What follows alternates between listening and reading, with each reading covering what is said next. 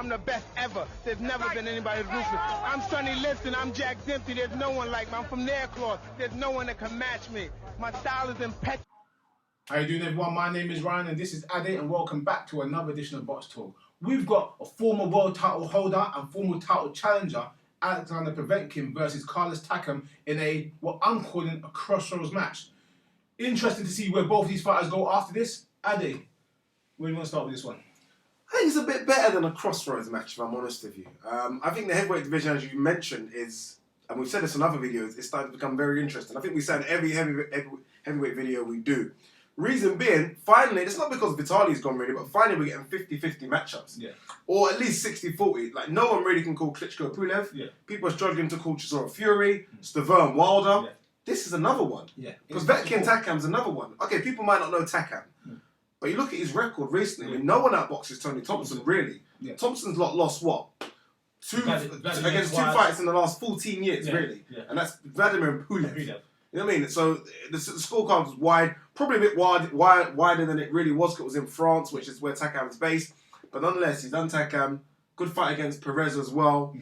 A fight that a lot of people had him winning, to be fair. He won the fight. I think Perez got a benefit of that for the unfortunate incident with Mohamed Adamshabanov, the injury. So I'm not sure Perez was really all there. Yeah. But regardless, that shows he can compete. Perez, we kind of has slashed down as a kind of a guy that's around the top, maybe kind of reaching to that top 10. Yeah. You know, thereabouts, definitely top 15.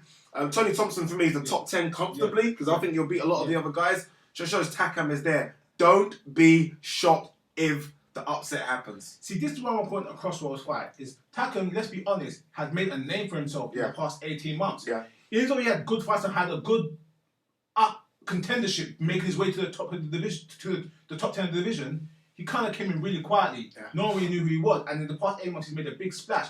Povetkin is an established fighter, former Olympian, former world title holder.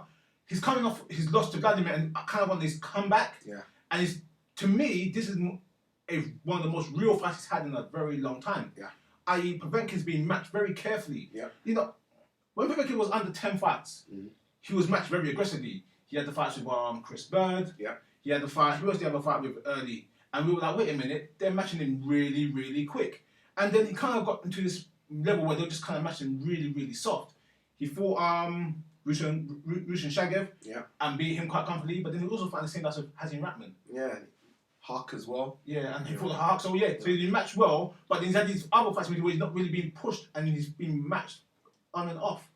Since he lost to Vladimir, he's come back, beat the hell out of Manuel Char, which was, again, a good performance, but Char was not a guy everyone considers a top fighter. So him coming back now, it's like, who's going to break back into a title shot position?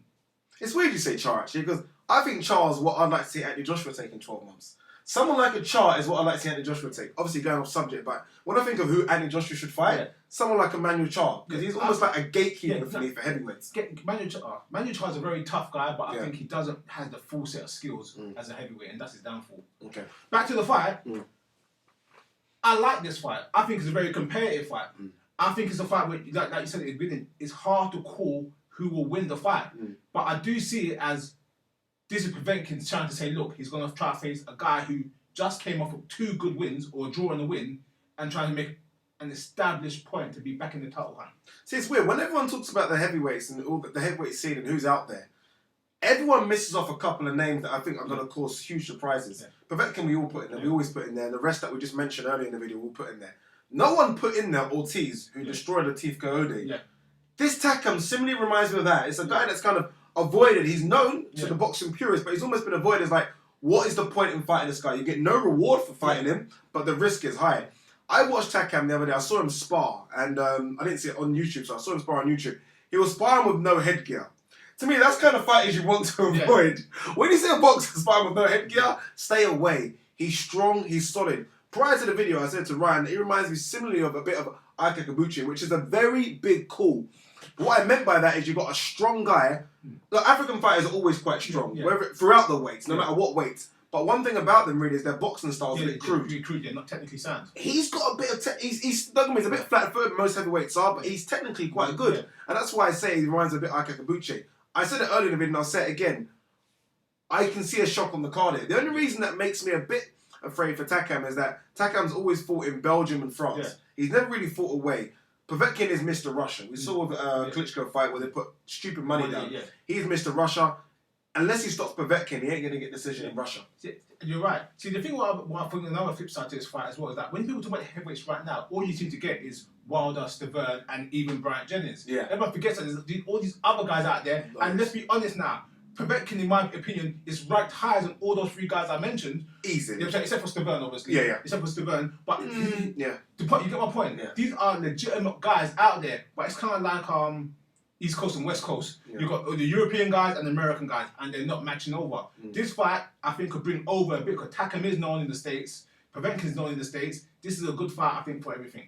No, it's a very, very good point you make there as well. Look, even Tyson Fury and Chisora recently, I mean, they win, they should fight Vladimir Klitschko. Yeah. Wait a minute, there are other fighters out there you can have. Yeah. Why can't one winner of this fight Povetkin? Why can't one of them try and risk their risk against Ortiz? I always hate when fighters get top 10 rankings without fighting no one in the top 10. So when you got someone like Povetkin, who's an established world title holder, people should be chasing him. Especially when coming off a loss and having that redevelopment. Chase him, but no one's chasing him. That shows he's got skill. It's the amateur background he has that gives him that edge over a lot of these other guys. Yeah, and that's the thing that I think might just give him the edge over this fight as well. Like I mentioned that don't expect to see a shock. Povetkin, I don't think is going to stay in there and start trading with him. Although to be fair to Povetkin, the last two people he's fought in Klitschko and Chara are very big heavyweights. Takam, although big in terms of set, isn't quite tall. He's around Povetkin's height, so I think Povetkin won't be afraid of him in terms of the reach and the jab. I expect Povetkin to outbox this kid, but again, don't be shocked if we see a surprise. Don't be shocked. I'm expecting a very competitive but win for Povetkin on points. Maybe 7 rounds to 5, in a sense, whereas Takam's going to be in there, and I'm trying to say, and Povetkin can punch, but he only goes for it when he sees the person is, I wouldn't say hurt, but the person is clearly tired and dried up.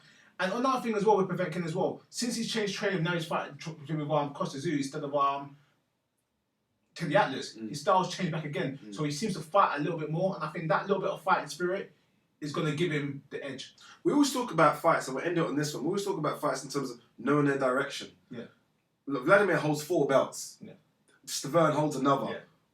He's not going to go Vladimir route again. They're not going to pay for that route again. I'm not quite sure if there's a queue in front of him for the Stavern Wilder. Yeah. Povetkin for me goes straight back in against a Wilder or Stavern, but I don't know where Povetkin's route is at the moment. That's the problem for me. Same here, I'm confused because I don't think Stavern and Wilder are going to come over to Europe and fight him. No way. This is it. Golden Boy and Don King, whoever holds the belt, Chuck Promotion can hold the belt after Stavern Wilder is going to keep it as a solely American belt. I guarantee that for a fact. So where's Povetkin go? Povetkin needs to do what he almost needs to work his way through through. Klitschko, I'm guessing. He needs to work his way through. Like I said, there's a lot of guys in the division he can fight. You knock enough doors, people have to start answering. I like that one. Okay, so finally, how do you think the fight plays out? Like I said, I'll go for Povetkin on a close points decision. Yeah, same here. Look, I think it's a good fight. Look, it's a very good fight in the heavyweight division. We spoke about the heavyweight division now starting to come. And it really is coming. There's so many pick 'em fights. This seems to almost be the next 2 months almost seems to be the heavyweight season, where we finally get a pattern as to who's going to go forward for the big super fights in the summer.